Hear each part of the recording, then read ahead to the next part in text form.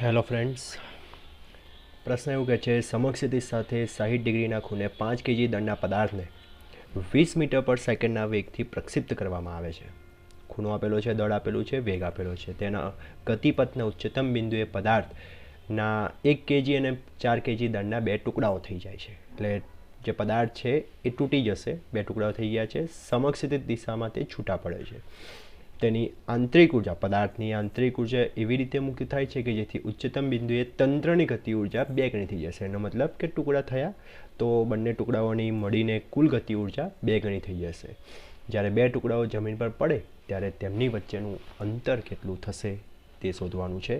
તો સૌથી પહેલાં વાત કરીએ તો આમાં પ્રક્ષિપ્ત ગતિ છે, જેને આપણે વિચારીએ તો અહીંયાથી એક પદાર્થને પ્રક્ષિપ્ત કરીશું તો તેનો ગતિપથ પરવલય આકારનો હશે અને અહીંયા તમને શરૂઆતનો વેગ આપવામાં આવ્યો છે 20 મીટર પર સેકન્ડ. અહીંયા દળ આપી દીધું છે 5 કેજી. તેનો સમક્ષિતિજ સાથે એનો ખૂણો આપી દીધો છે 60 ડિગ્રી. જ્યારે તે ઉચ્ચતમ બિંદુએ પહોંચે તે વખતે તેની વાત કરીએ તો તેની પાસે વેગ આવશે માત્ર સમક્ષિતિજ દિશાનો, જેનો ઘટક u cos 60 બનશે, એટલે કે 20 cos 60, જેનો જવાબ આવશે 10 મીટર પર સેકન્ડ. હવે આ બિંદુએ તેના 2 ટુકડા થઈ જાય છે. તો ધારી લઈશું કે ધારો કે એક ટુકડો કે જેનું દળ છે 4 કેજી અને બીજો ટુકડો જે પ્રશ્નમાં આપેલું છે 1 કેજી. બરાબર.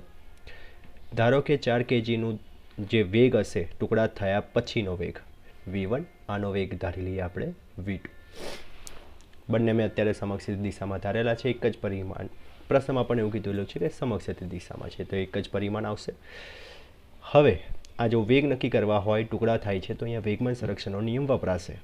તો વેગમાન સંરક્ષણના નિયમ પરથી મેં આવું કહી શકું કે શરૂઆતનું વેગમાન જે 5 કેજી દળના પદાર્થ માટે લખી શકાશે. 5 ગુણાકારમાં વેગ એનો આવશે 10, તો એનું વેગમાન આવશે 5 ગુણાકારમાં 10 અને અંતમાં ટુકડા થયા પછી બંને ટુકડાઓના વેગમાન તો 4 ગુણાકારમાં v1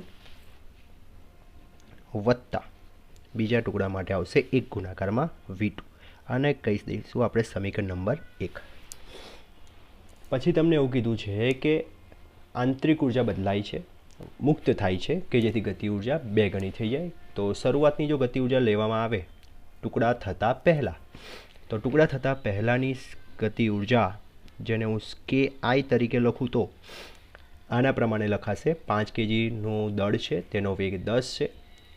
ટુકડા થતાં પહેલાં તો એની ગતિ ઉર્જા 1/2 5 અને વેગનો વર્ગ આવશે 10નો વર્ગ, તો આનો જવાબ આવશે 250 જૂલ.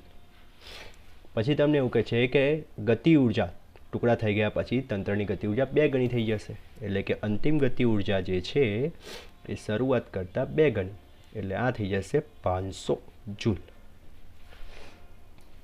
અને અંતિમ ગતિ ઉર્જા ટુકડાઓ પરથી લખી શકાશે 1/2, એકનું દળ છે 4, એનો વેગ છે v1 એનો સ્ક્વેર પ્લસ 1/2, એક બીજાનું દળ 1 અને એનો માટેનો વેગ છે v2 એનો સ્ક્વેર બરાબર કરીને 500. આના પરથી સમીકરણ ફરી એક બીજું આવશે 4v1 square plus v2 square બરાબર 1000 જૂલ. સમીકરણ નંબર 2.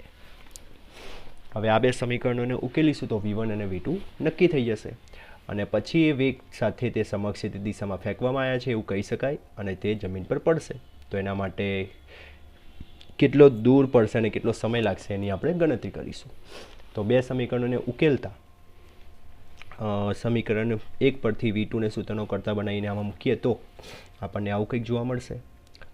4v1 સ્ક્વેર પ્લસ v2ને સૂત્રનો કરતા બનાવીશ તો 50 માઇનસ 4v1 હોલ સ્ક્વેર બરાબર થઈ જશે 1000 અને સોલ્વ કરીએ તો 4v1 સ્ક્વેર પ્લસ આવશે 2500 માઇનસ આવશે 5 × 20 એટલે 400 v1 પ્લસ 16v1 સ્ક્વેર બરાબર 1000 અને સોલ્વ કરીએ તો સમીકરણ આવશે 20v1 square minus 400v1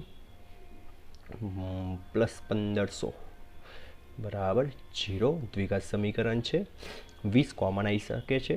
v1 square minus 20v1 plus 75 બરાબર 0. તો આના પરથી બે બીજ મળી જશે V1 માટેના. V1 બરાબર 15 પંચા 75, તો આવી જશે એક 15 અને બીજું આવશે 5. જો V1ના મૂલ્ય 15 અને 5 બે શક્ય હોય તો V2ના પણ બે મૂલ્ય મળી જશે. સમીકરણ 1 પરથી V2ને જો સૂત્રનો કરતા બનાવો તમે તો 50 - 4V1 કરવાનું છે. તો V2ના બે મૂલ્યો જે આવશે 15 ચોક 60 એટલે આવશે -10 અને બીજું આવશે 5 ચોક 20 એટલે આવશે 30 મીટર પર સેકન્ડ. હવે અહીંયા V1 અને V2ના તમે મૂલ્ય જો તો બે મૂલ્ય મળી રહ્યા છે, પરંતુ એમાં ખાસ વસ્તુ એ છે કે અહીંયા બંને ટુકડાઓ જે ગતિ કરશે એના માટેનો જે સાપેક્ષ વેગ આવશે, કારણ કે બંને ટુકડાઓ વચ્ચેનું અંતર શોધવાનું છે, તો સાપેક્ષ વેગ જે આવશે એ બંને જોડ માટે સરખું છે 25. બરાબર, એનો મતલબ કે અહીંયા બંને ટુકડાઓ માટે કોઈ પણ એક જોડ આપણે ઉપયોગમાં લઈશું અને એના માટેની ગણતરી કરીશું. તો હવે નક્કી કરીશું કે કેટલી ઊંચાઈ પરથી તે ટુકડાઓ નીચે પડશે, તો તેના માટેની ઊંચાઈ નક્કી કરવી પડશે. તો અહીંયા તમને કીધું છે કે ઉચ્ચતમ બિંદુ એ છે, તો મહત્તમ ઊંચાઈ આપણે ગણવી પડે કે પદાર્થની મહત્તમ ઊંચાઈ h બરાબર u² sin² θ / 2g. u એટલે કે શરૂઆતનો વેગ આવશે 20 વર્ગ, sin θ તમને શરૂઆતમાં આપેલો છે 60 અને છેદમાં આવશે 2 ગુણાકારમાં 9.8. અને સોલ્વ કરશો એટલે જવાબ આવશે લગભગ 15.3 મીટર જેટલું.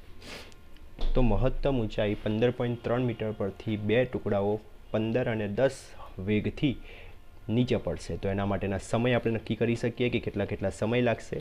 સમય નક્કી કરવા માટે સૂત્ર વપરાશે શિરોલંબ દિશા માટેની ગતિ t બરાબર વર્ગમૂળમાં 2h/g.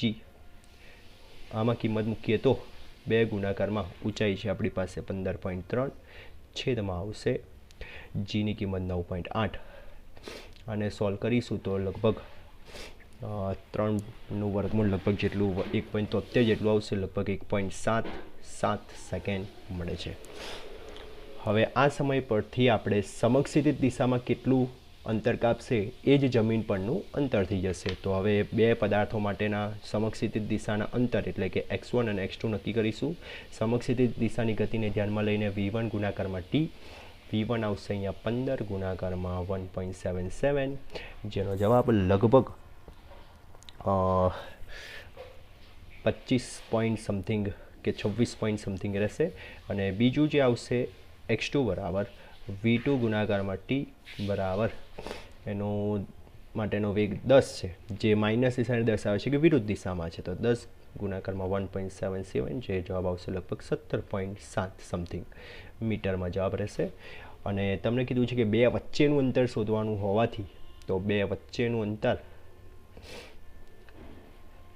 અને વિરુદ્ધ દિશામાં જઈ રહ્યા છે. એકનો વેગ પ્લસ છે, બીજાનો વેગ માઇનસ છે, તો વિરુદ્ધ દિશામાં છે. બે વચ્ચેનું અંતર થઈ જશે x1 વત્તા x2, જે જવાબ લગભગ 44-45ની આસપાસ રહેશે મીટર. બરાબર, તમે એક્ઝેક્ટ જવાબ મેળવી શકો છો.